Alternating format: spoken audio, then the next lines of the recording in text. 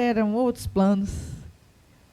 Mas no meio das devoluções e do exercício de agradecer ao Senhor em tudo, Deus me deu uma palavra.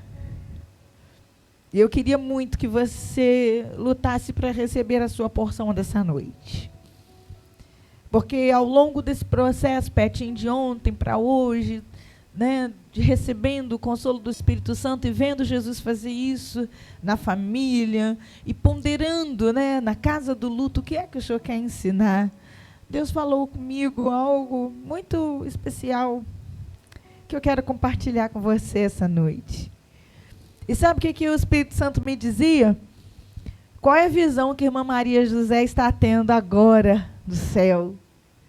Se ela pudesse nos contar o que ela está vendo lá agora. Oh Deus, que narrativa, Verônica, ela nos faria. A certeza absoluta de que ela está lá com Jesus, uma mulher de oração, uma mulher de intercessão, diaconisa, serviu a Jesus a vida toda. Meu pastor, que visão é essa que ela está tendo agora lá? Eu comecei a pensar isso. Falei, Senhor, o que é que o pastor Germano está vendo aí? Que visão é essa, Senhor? Que pastor Germano, depois de ter semeado a vida dele nessa terra e de ter se esforçado, entregue seu tempo para cuidar da noiva, o que o pastor Germano está vendo aí no céu? E meu coração foi nesse lugar. E Jesus falou assim, minha filha, eu já dei essa oportunidade de um homem vivo ter essa visão e escrever essa visão. Está escrito lá em Apocalipse. O que a irmã Maria José está vendo, que o pastor Germano está vendo. Está escrito lá. Eu falei, Senhor, eu quero dar uma espiadinha. Então eu quero te convidar para você espiar comigo. Que visão é essa que os nossos irmãos estão tendo agora? Sobre o céu, sobre o que é o céu. Está lá em Apocalipse, capítulo 21. Apocalipse, capítulo 21. Nós vamos ler alguns versículos do capítulo 21 e do capítulo 22. Vamos ler agora Apocalipse 21, de 1 a 4, mas eu queria pedir que você ficasse com a sua Bíblia aberta para que nós pudéssemos transitar de um versículo para o outro. E o tema da ministração dessa noite é uma visão do céu. Eu quero te convidar a ampliar o seu olhar e tentar construir na sua mente o que é o céu. Sabe, muitas histórias a gente ouve. Algumas pessoas, quando ouvem falar do céu, são tomadas de um peso, de uma preocupação, de um nível de culpa, sabe, quase que como uma lembrança de que, alguma coisa está errado, acho que não vou acessar o céu, então melhor nem pensar nisso. Outras pessoas, quando começam a pensar sobre o céu, ou ouvem alguém falar sobre o céu, começam a pensar naquilo que pode vir antes da gente ver o céu, que é o dia do julgamento. Mas para chegar lá eu vou ter que passar por uma situação tão difícil, tão terrível, que nem sabemos como vai ser. E sabe o que tem acontecido? Satanás tem roubado de alguns de nós o privilégio de olhar para o céu como o céu é. E o céu é um lugar maravilhoso. O céu é uma chave de esperança no meu coração e no seu coração. E nós não podemos permitir, Leandro, que a imagem do céu se transforme em qualquer outra coisa que não seja isso. O céu é a minha esperança. O céu é o meu respiro, o céu é o meu ânimo, o céu é aquilo que eu lembro quando tudo está muito difícil. Eu começo a lembrar do céu, e essa visão me coloca de pé. Eu quero profetizar sobre a sua vida, que com a visão do céu, você que entrou aqui essa noite desanimado, cansado, abatido, o Espírito Santo vai renovar as suas forças, o seu ânimo. Ele vai te lembrar o que é que está preparado para você. Olha só o que João viu. Apocalipse 21, versículo 1, diz assim: eu vi um novo céu e uma nova terra, porque já o primeiro céu e a primeira terra passaram e o mar já não existe. E eu, João, vi a cidade santa, a nova Jerusalém, que de Deus descia do céu, adereçada como uma esposa ataviada para o seu marido. E eu ouvi uma grande voz do céu que dizia: eis aqui o tabernáculo de Deus com os homens, pois com eles habitará, e eles serão o seu povo, e o mesmo Deus estará com eles, e ele será o seu Deus. E Deus limpará dos seus olhos toda lágrima, e não haverá mais morte, nem pranto, nem clamor, nem dor, porque já as primeiras coisas são passadas. Aleluia. Sabe, a última frase que a gente lê desse texto nos mostra que a visão que João teve foi uma visão da eternidade, de um tempo da nossa vida em que as primeiras coisas terão passado. O dia que nós acessarmos o céu e que pudermos contemplar com os nossos olhos, Marquinhos, isso que o João viu, sabe qual vai ser a realidade para mim e para você? As primeiras coisas, que são as coisas que vivemos nessa vida, que são as coisas que vivemos nessa terra, essas primeiras coisas, Edilson, elas terão passado, e nós precisamos lembrar a alma disso, porque às vezes achamos que o sofrimento não vai ter fim. Às vezes achamos que as lutas vão seguir, não vão parar, não vão cessar, que nunca vai acabar, mas há uma promessa para mim e para você, que o dia que nós chegarmos no céu, que o Senhor Jesus preparou para nós, as primeiras coisas já terão passado, e essa é uma palavra de ânimo para você, meu irmão. Você não pode se deixar desesperar porque você está vendo as primeiras coisas, porque elas vão passar. E eu quero te estimular a abençoar a pessoa que está ao seu lado, porque você não sabe o que essa pessoa está vivendo, ou até sabe.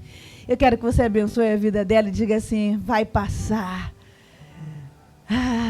Vai passar. Sabe, o texto que nós estamos lendo agora nos dá alguma descrição de como será o céu.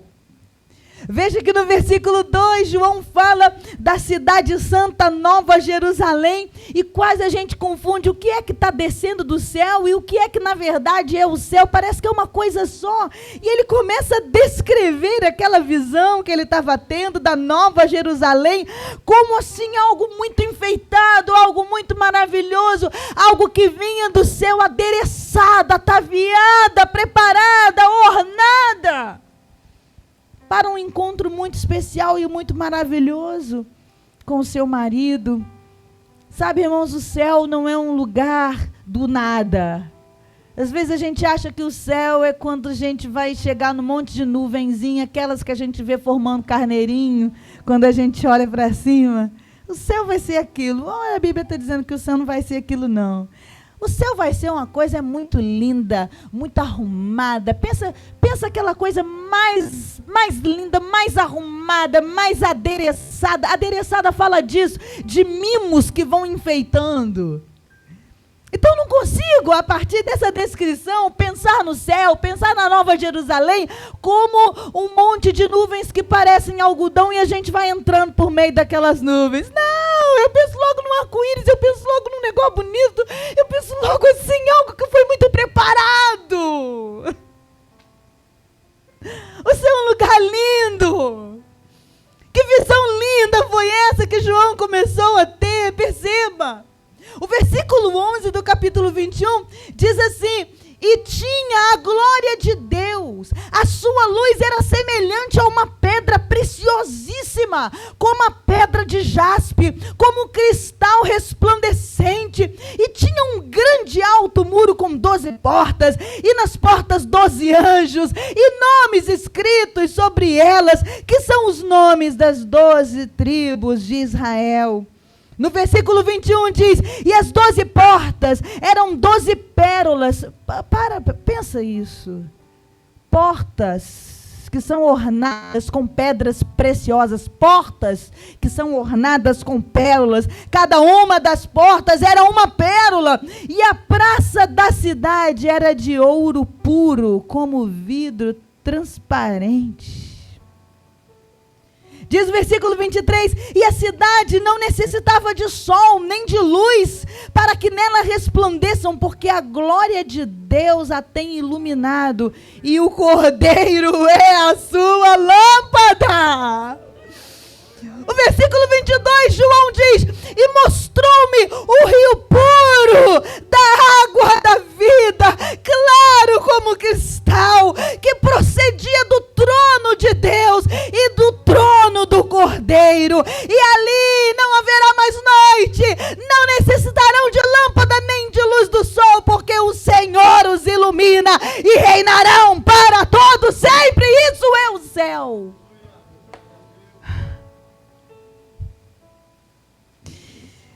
Essa é a visão que o pastor Germano está tendo agora, é a visão que João teve. Pensa que coisa bela, que coisa tão maravilhosa. Será dia todos os dias, não haverá noite. Diga assim, no céu não haverá noite. Essa palavra é para você que tem vivido circunstâncias na sua vida que parece que são trevas, que são noite, parece que essa noite não vai acabar. Presta muita atenção, no céu nós não teremos mais noite, vai ser dia todos os dias. Ah, Monique, eu quero esse lugar. Lembrar de como o céu precisa me estimular e te estimular a olhar para essa vida do jeito que ela é. E essa vida é o nosso campo de passagem breve. As coisas que nós vemos, tão passageiras, tão limitadas, elas começam a ficar muito pequenas. Nós nos lembramos que o céu é tudo isso. Nós estamos por aqui só por um pouco de tempo, até, irmã Jane, chegarmos na nossa verdadeira casa, que é maravilhosa desse jeito. Entende isso? Então isso me dá forças para eu seguir em frente, enquanto o cenário que eu olho diante de mim não parece um rio de cristal.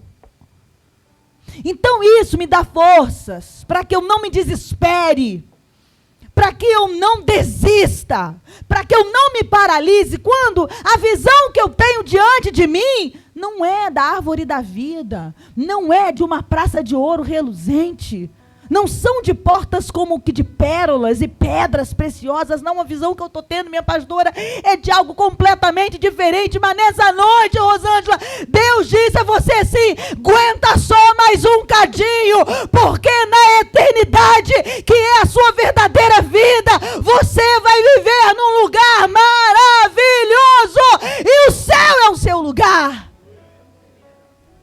Aguenta mais um cadinho, mais um pouquinho. É para esse lugar que eu e você estamos indo, Jesus. Dá aí o microfone, filhão. Outra coisa que eu percebo nesse texto, quem é que vai estar lá? O versículo 3 do capítulo 21 diz que João ouviu uma grande voz do céu, que dizia, eis aqui o tabernáculo de Deus com os homens, pois com eles habitará, e eles serão o seu povo, e o mesmo Deus estará com eles, e será o seu Deus. Então eu começo a entender quem nós vamos encontrar no céu. Nesse versículo nós não estamos ouvindo falar especificamente do nome de A, do nome de B, mas estamos entendendo que no céu que Deus preparou para nós, que João teve a visão, que os nossos irmãos que já foram convocados antes de nós estão desfrutando nesse céu, lá estão os homens. E é uma coisa que você não pode viver sua vida desvencilhado desse fato, que Deus preparou o céu para os homens. Deus preparou o céu para mim e para você, e na visão de João, os homens estavam lá. E sabe o que João diz? Que esse lugar, essa visão que ele teve, era a habitação de Deus. E João diz que nesse lugar Deus habitará com os homens, estará com eles, e Deus, o Senhor, será o seu Deus, estará ali com o seu povo.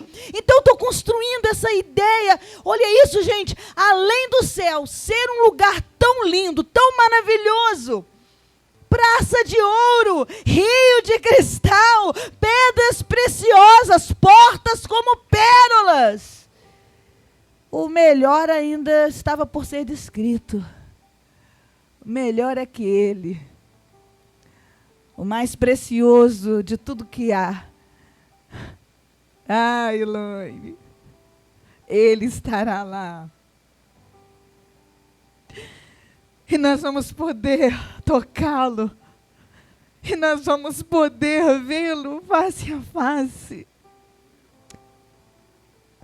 E nós vamos poder sentir o Senhor Jesus e tocar nele. Eu estou aqui tentando imaginar que momento será esse.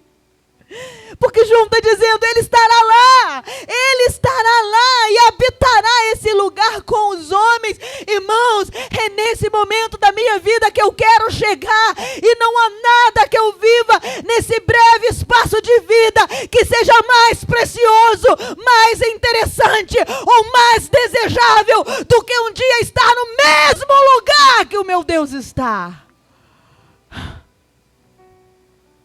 É isso que eu quero para mim. Por que você quer estar no céu, pastor? Você quer estar no céu para você pegar a fresquinha do rio de cristal? Olha, eu vou dizer para vocês que se o céu fosse um lugar como uma nuvem de algodão que eu atravesso por ela, mas se Jesus estivesse lá, seria lá o meu lugar. João está dizendo, é o tabernáculo de Deus. E ele estará lá com o seu povo. Nós precisamos nos lembrar disso, irmãos. Nós precisamos nos lembrar disso. O versículo 22 do capítulo 21 diz assim: e nela não vi templo na Nova Jerusalém, porque o seu templo é o Senhor Deus Todo-Poderoso e o Cordeiro. Nós não vamos adorar em igrejas, não vamos adorar em templos, porque o centro da nossa congregação, tudo que há em nós vai convergir na direção dele, que estará ali. Irmãos, que lugar é esse? Pelo amor de Deus, que lugar é esse que foi feito para nós? Versículo 7 vai dizer, quem vencer herdará todas as coisas, e eu serei seu Deus, e ele será o meu filho. Então, quando João tem essa visão do céu, e vê ali os homens que estão na companhia de Deus, nós precisamos lembrar quem são esses homens que ali estão. Aquele que vencer, herdará todas essas coisas, e eu serei o seu Deus, diz o Senhor. Vencer o quê? Vencer tudo aquilo que tenta nos afastar do céu. Porque nesse exato momento, existe uma guerra espiritual para te fazer impedir de chegar nesse lugar que foi preparado para você. Cada circunstância da minha vida e da sua vida pode ser uma oportunidade para nos arrancar do céu. Para nos fazer cegar para a visão daquilo que Deus tem para nós. E eu fico pensando, puxa vida, o que é que eu vou fazer para proteger ali? Aquele lugar que é meu. Porque Deus preparou para mim. Como é que eu estarei quando eu chegar lá, pastor? O que eu vou sentir quando eu estiver lá? E o versículo 4 diz assim, Deus limpará dos seus olhos toda lágrima quando você chegar lá. Não vai ter mais choro, não vai ter mais morte, não vai ter pranto, não vai ter clamor, não vai ter dor, porque já as primeiras coisas são passadas. Irmãos, vocês sabem, né? Eu sou psicóloga. Eu vou dizer para vocês que um dos campos mais difíceis de batalha da nossa vida são as nossas emoções. os sentimentos que nos sobrevêm, os pensamentos que nos perturbam, sabe? Que tentam nos tirar do eixo a todo instante, que confrontam com os sonhos de Deus para nós, não nos dando trégua tantas e tantas vezes. E nos fazem chorar, nos fazem angustiar, nos fazem sentir dor. Às vezes uma pessoa que simplesmente se levanta para trabalhar, mas se você pudesse ver como a alma dela está, você veria alguém que está sentindo dor. Como é que nós vamos estar no céu? Diz a Bíblia, Ele vai enxugar dos seus olhos toda lágrima. Toda lágrima. Sabe o que é isso? É a promessa de que o consolo virá sobre a nossa vida. É a promessa de que Ele está vendo cada uma das lágrimas. Você não enxuga uma lágrima que não está sendo vista. Alguém só pode enxugar uma lágrima dos seus olhos quando você consegue ser percebido na sua dor. E a Bíblia está aqui dizendo que nesse lugar, quando nós acessarmos o céu, as nossas lágrimas serão enxugadas, as nossas angústias cessarão, a nossa dor vai cessar. Irmãos, esse será o meu estado emocional constante no céu. Como que eu posso não sonhar com o céu? Como é que eu posso viver a minha vida cristã como que se tratasse das doutrinas que eu sigo ou deixo de seguir? Como que eu posso viver a minha vida cristã me esquecendo que essa é a direção para a qual eu deveria estar indo cada dia da minha existência aqui? Há uma promessa que nós seremos livres de tudo aquilo que nos angustia, livres da nossa pior destruição. A morte não vai nos ver numa experiência de sermos abençoados o tempo inteiro. Capítulo 22, versículo 3, diz assim, e ali nunca mais haverá maldição contra alguém. Maldição podemos pensar como o contrário de bênção. Então, nós podemos dizer, e ali haverá a bênção o tempo inteiro. Esse é o céu, é para esse lugar, meus irmãos. Numa experiência de desfrutarmos o tempo inteiro daquilo que é bom. Como é que eu quero terminar essa palavra? Lembrando a você de João 14. Qual era o contexto de João 14? O contexto de João 14... era a última prosa de Jesus com seus discípulos. Porque momentos depois dessa prosa, Jesus seria capturado no Getsêmani. Foi aqui, no meio dessa prosa, que aconteceu a última ceia. Foi aqui, no meio dessa prosa, que Jesus lavou os pés dos discípulos. Eram os últimos momentos entre eles mesmo. E nesse dia da última prosa de Jesus com eles, o céu era um assunto. João capítulo 14, Jesus diz assim para os seus discípulos, ó, não se turbe o vosso coração, credes em Deus, credes também em mim, porque na casa de meu Pai há muitas moradas, e se não fosse assim, eu vou-lhe teria dito, pois vou preparar-vos lugar. E se eu for e vos preparar lugar, virei outra vez e vos levarei para mim mesmo, para que onde eu estiver, estejais vós também. Mesmo vós sabeis para onde eu vou e conheceis o caminho. Ele diz, olha, tudo isso está preparado para vocês. Na casa de meu Pai há muitas moradas. E eu vou agora e vou preparar lugar para vocês, meus discípulos. Mas sabe de uma coisa? O meu maior desejo é o dia do nosso reencontro. Quando eu virei buscar vocês, para vocês estarem comigo onde eu estou. Irmãos, a palavra vai dizer que ali no meio da praça, naquelas ruas de ouro, está o trono de Deus e o trono do Cordeiro, Jesus Cristo, o Cordeiro de Deus, assentado no trono. E naquele dia, no dia dessa prosa, ele dizia, eu quero levar vocês para estar comigo ao lado do meu Pai, no céu do meu Pai, ali naquele lugar onde eu estou, é o lugar para vocês. Eu estou indo.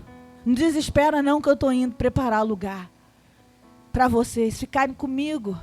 Onde eu estiver, é o lugar de vocês. Eu vou preparar lugar, vou vir buscar vocês. Mas aí ele diz assim, mas se bem que vocês mesmos já sabem o caminho. O que é isso que Jesus estava falando? Poxa, ele diz que vem nos buscar para um lugar tão maravilhoso. Mas ele vira para os discípulos e diz, mas vocês sabem como chegar lá? Eu venho buscar, mas vocês sabem como chegar lá. Do que ele estava falando, Greicon? Ele estava falando de 3 anos ensinando sobre o Evangelho do Reino. Do que ele estava falando? Ele estava falando que todos os dias, quando cada um daqueles discípulos decidisse viver o Evangelho do Reino, eles estavam caminhando na direção do céu. Ele estava falando que todos os dias, quando aqueles discípulos decidissem ser alcançados por uma unção de misericórdia, de um coração que ama, de um coração que serve, Gabriel, aqueles discípulos estariam a caminho do céu. Eles já sabiam o caminho. Jesus passou 3 anos deixando o mapa, Ramon. 3 anos! É como se Jesus Cristo a cada dia estivesse entregando um pedacinho do mapa a cada conversa no monte, a cada ministração sobre graça, a cada ministração sobre quais são as coisas mais importantes do coração de Deus. 3 anos Jesus entregando um pedacinho do mapa. E sabe de uma coisa? Eu quero me perguntar quantos anos Deus tem me entregue um pedacinho do mapa todos os dias. Jesus não investiu pouco na minha vida, não, irmãos. Jesus semeou na minha vida uma mulher chamada Elisângela, que entregava tempo da vida dela, saúde da vida dela. Asmática, era muito asmática, mas para me alcançar, para me evangelizar, irmãos, ela subia aquele morro do Carrapato, mas de uma maneira que parecia uma atleta olímpica. Aquela mulher não desistiu da minha vida. Jesus semeou Elisângela na minha vida. Jesus me deu um pedacinho desse mapa no bendito dia que investiu Elisângela na minha vida e me disse assim, filha, não seja menos do que isso na vida das pessoas que eu colocar na sua frente. A cada vez que você diz, sim, Senhor, farei. A cada vez que você luta por santidade, a cada vez que você renuncia ao pecado, a cada vez que você começa de novo, esse é você dando um passo na direção de um caminho para o céu. Sim, Ele virá nos buscar. Você tem que lembrar disso. Mas sim, Ele já nos deixou o caminho. Rodolfo, é para lá que eu quero ir. É lá que eu quero estar, ao lado do Cordeiro. E eu quero perguntar para você, o que é que você tem feito com o mapa que Deus te deu? No dia que você conheceu Jesus, das lições que o Espírito Santo tem tentado ensinar para você de maneiras tão diversas,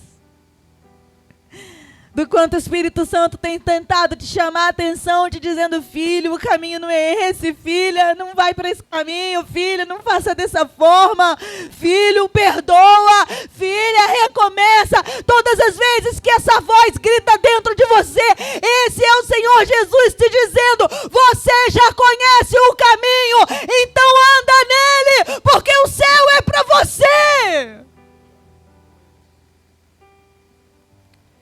E no dia da última ceia, Jesus disse, eu vou cear com vocês hoje, mas nós não vamos voltar a cear juntos aqui. Nós vamos voltar a cear juntos no dia do casamento. No dia que eu voltar para buscar a minha noiva, será o dia que nós vamos cear juntos novamente. É o dia que você vai voltar para sua casa. É o dia do céu. Nós vamos cear essa noite, pensando no céu. Nós vamos cear nessa noite, nos lembrando que a morte e a ressurreição de Jesus foi o nosso acesso ao céu. E que Ele espera, com um desejo muito grande, que eu e você caminhemos esse caminho, em nome de Jesus. Amém? O Ministério de Dança vai